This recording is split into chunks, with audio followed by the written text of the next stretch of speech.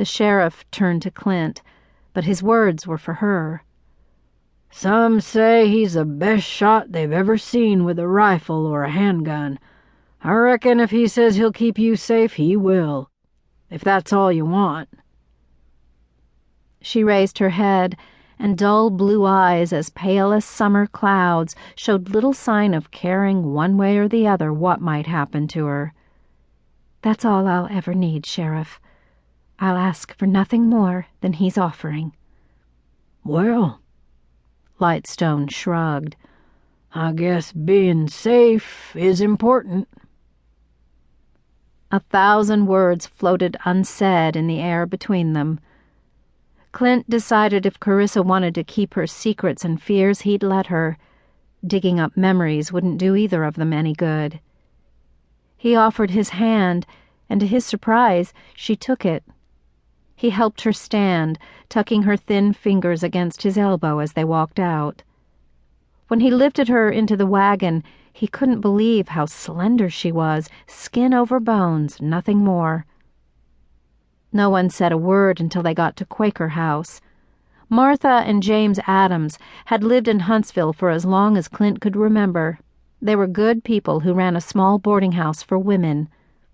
While the sheriff waited with Carissa, Clint knocked on the door and then explained to Martha that his future wife needed a room. Martha hadn't been born with an ounce of curiosity, but the good Lord had doubled her up on kindness. She welcomed the thin woman in and hurried her off to a room. Clint waited in the parlor until Martha returned. "I'll pay for her room when I get back tomorrow, if that's all right. We're marrying as soon as possible, then heading north." "That's fine, Mr. Truman. Only don't come to get her for a few days. That poor dear needs rest." He knew all about women birthing babies. He'd helped deliver both his daughters. "How old is the baby?" 2 days, maybe less. He seems healthy, though small." She hesitated, then added, "Your woman is still bleeding, Mr. Truman." Martha whispered her last few words, knowing women didn't talk to men about such things.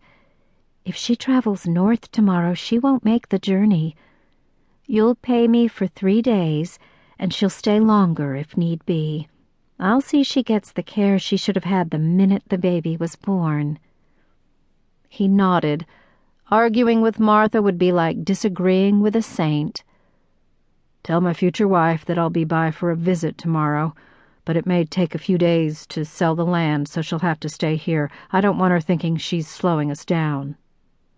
Martha seemed to understand.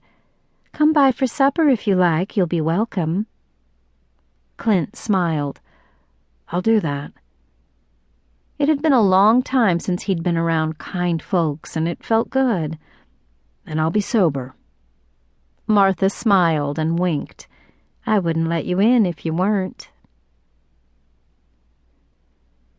Clint and Carissa were married by a judge at the courthouse 4 mornings later. The sheriff and Martha Adams were the only witnesses. Carissa wore her same gray traveling dress. She stood beside her new husband, feeling almost alive for the first time in 8 months. She'd taken a long hot bath every morning, as though it took several baths to wash away 8 months of being unclean.